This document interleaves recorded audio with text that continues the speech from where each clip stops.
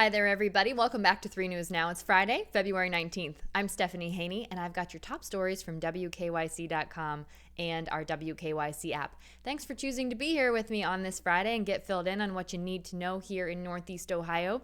Yesterday, the Perseverance Rover successfully landed on Mars, and we told you that there were some Northeast Ohioans directly responsible for that with our NASA Glenn Research Center right here in Cleveland. Well, today I can tell you specifically one person who is partly responsible for that happening. His name is Carl Sandifer, and he's a Maple Heights native, and he played a pretty big role in that successful landing of the Perseverance Rover on Mars. Now, this is a mission that took years of preparation and a 7-month-long trip to Mars to see if it would pay off, and it did. And what Carl did is he helped design the radioisotope power system that can run the Mars rover for up to 14 years. Carl told 3 News that he worked for 8 years in what's called the radioisotope power system program at NASA Glenn here in Cleveland. He is the deputy chief of the Space Science Project Office at NASA's Glenn Research Center, and one of the major roles was to ensure that there was enough support for this Mars Perseverance rover. And he says the system, yes, it can power it for up to 14 years, but it only needs 2 years for this mission. Pretty cool stuff there with a direct impact happening right here in Northeast Ohio. If you're wondering what the mission is, what the rover will do is it will characterize the planet's geology and past climate. And this will also be the first mission to collect and cache Martian rock and regolith. And that will pave the way for potential human future exploration of Mars.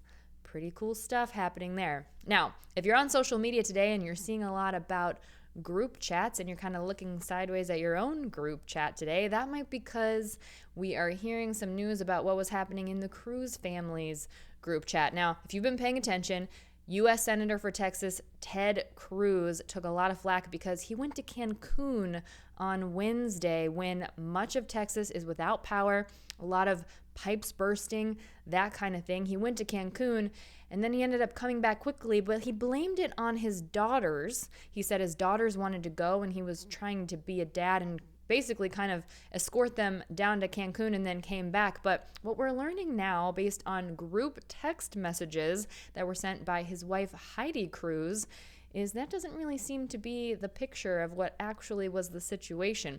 These text messages were obtained by the New York Times with the second person, according to the Times, that verified the authenticity of the text messages, and it shows Heidi Cruz saying that her house is, quote, freezing, in all caps, and asking people if they want to join the Cruz family in Cancun through Sunday at the Ritz-Carlton. By the way, she said it was $309 a night. Not exactly cheap for a quick getaway, so that doesn't exactly square necessarily with what Senator Cruz is saying. And just to give you an idea of what's happening in Texas right now and across the country, as of Friday morning, there were more than 500,000 people in the U.S. without power, and 200,000 of those power outages were out of Texas, according to poweroutage.us. And in Texas, more than 14 million people were under boil water orders in the wake of that storm that froze and bursted pipes, creating chaos for water treatment facilities.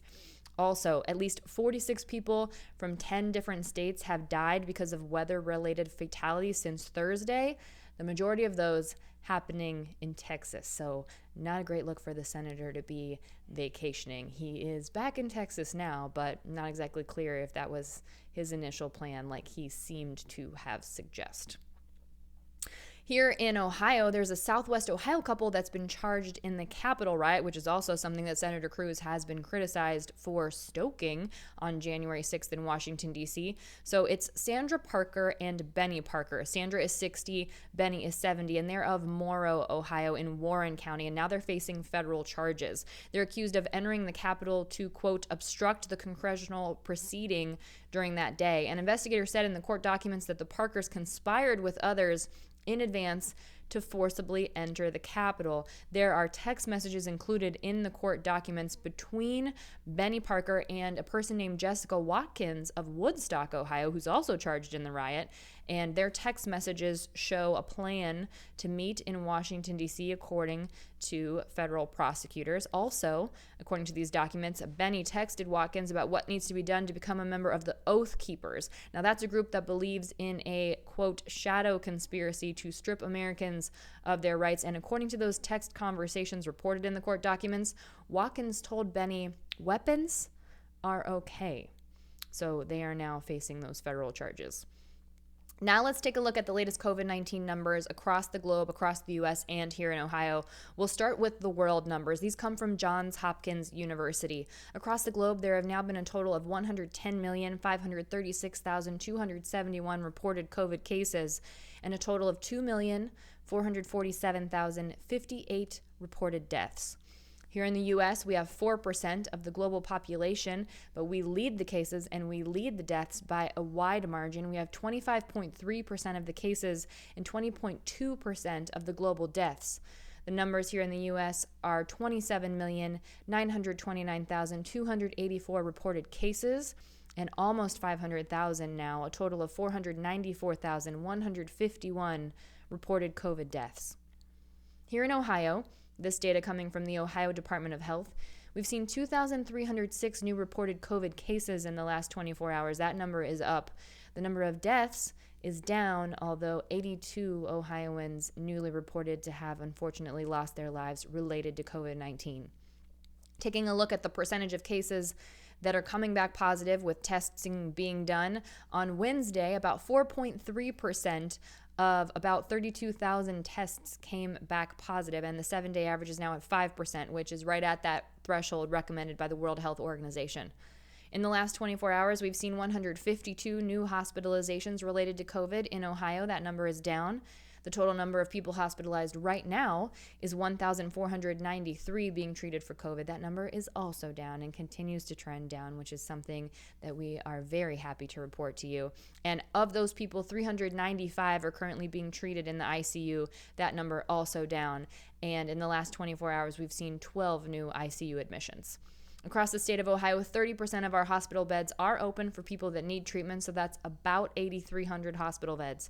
Now let's take a look at the vaccinations across the state. Right now, almost 5%, about 4.9% of Ohio's population is fully vaccinated, so they've gotten both of their doses. That's about 577,000 people. And in the last 24 hours, about 37,500 people have reached that fully vaccinated status. As for the people who have started getting vaccinated, right now that's at 1.4 million here in Ohio, so that's about 12% of our population here in Ohio. Now, we are keeping an eye on how the weather will impact delivery of vaccines. Right now, we are seeing delays in delivery of vaccines. They are being stored in warehouses, so they're not going to spoil. And we are hearing from organizations that they do have the doses to carry out through next week in some cases. We're not hearing about any delays necessarily at this moment from several organizations, but we will keep you posted on any developments related to delivery of COVID vaccines and how that might impact your appointments.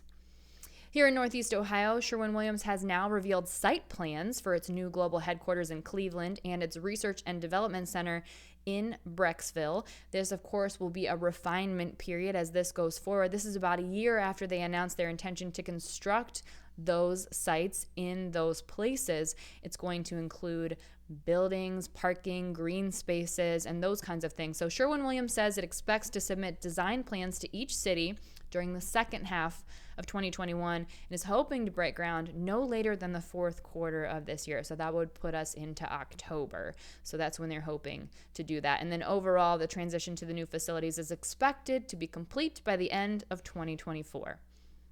Now, if you've been following the J.J. Watt free agency situation, you know there are a lot of people making the case for J.J. Watt to join the defensive end team here in Cleveland, and reports say that he is interested in Cleveland. The other day, the Vegas betting odds showed that Cleveland had the best odds according to the books, to acquire J.J. Watt. Well, now Mike the Miz Mizanin of ESPN's Sports Nation is making his own plea to J.J. Watt to come here to Cleveland and be a part of the team. One of the things that he pointed out was if he comes here to Cleveland, he'll get to play his brothers, TJ and Derek Watt, on the Steelers twice a year, hopefully beat them at least twice a year, maybe more if there's a playoff run situation happening. He also said this. He says, you want to win a Super Bowl? You want a team with a winning mentality? Are you sick and tired of losing upon losing upon losing? Do you want a city that's behind you? The Miz talked about all the great things that J.J. Watt did in Houston for the Texans. He said, you want to know a city that will appreciate that? Cleveland, and that's for sure. Cleveland will definitely appreciate anything that J.J. Watt brings to the table, not only from an athletic perspective, but absolutely from a charity perspective. And this is my favorite part. He said, come to Cleveland, J.J. Watt, and you two will be awesome and have a Super Bowl ring. Like the sound of that. I like that prediction from The Miz. You've got to watch the whole thing. We've got it linked on WKYC.com. Check that out. And today on The Ellen Show, if you watch The Ellen Show, that comes on right before the 5 p.m. show at 4 p.m. on Channel 3. There's a Twinsburg kindergarten teacher who gets a big surprise. Monique Waters, who teaches kindergarten in Twinsburg, will be on The Ellen Show today. And she is winning a significant amount of money. Now, she caught Ellen's attention because she has video that's been circulating online about her doing daily affirmations with her students. So there's video of her talking with her students saying, I am strong, I am talented, I am smart, I am so special, I can achieve anything, and what that means to the students and how great it is. And she talks about how the morning time is a time for them to chat and just make sure they're doing okay, and how into it the students got with those affirmations. So Monique Waters went on the show, by the way, guest hosted by Tiffany Haddish today, and of course Twitch alongside Tiffany Haddish, and she plays a trivia game. She wins a significant amount of money in the trivia game, and then she's presented with an extra check, and she walks away with $15,000. Pretty incredible for one of Northeast Ohio's own. Make sure you check that out. That'll be on The Ellen Show today. We've also got it linked on WKYC.com. I'm not giving you spoilers. It's already out there on the internet, so you should watch it. It's pretty incredible. All right, one more thing to let you know before we go here. It's Friday, and we know that it is now the time of year where a lot of people don't eat meat on Fridays. So we have our fish fry guide up on WKYC.com. Of course, everything looks a little bit different this year, but you can still get your fish fry on Fridays. So just go to WKYC.com/fish fry. It's an interactive map. You can go to it, click on your area, scroll in, find a fish fry near you. And if you know of a fish fry, you can submit it right there on the site. Super duper easy. We would love to know so we can share that with the people here in Northeast Ohio. Okay, that's it for your 3 News Now update for Friday, February 19th. Hey, make sure you tune in to the 5 p.m. show. I'll have your trending stories there in Clicking in Cleveland. I'll also see you on Front Row tonight with a preview of my latest podcast, 3 Things to Know with Stephanie Haney, talking about the attachment relationship styles. And if you watch the Go Morning Show tomorrow morning in the 8:30 a.m. hour, you'll see a preview of the next podcast I have coming out. Now, this is all about getting your kiddos back to in-person school and what we need to be thinking about to make that transition thoughtfully. I talk with a great guest, Cleveland Clinic psychologist, on that. So make sure you check that out. All right, that's it for 3 News Now today for Friday, February 19th. I'll see you back here on Monday. Everyone have a great weekend. I'll see you then. I'm Stephanie Haney.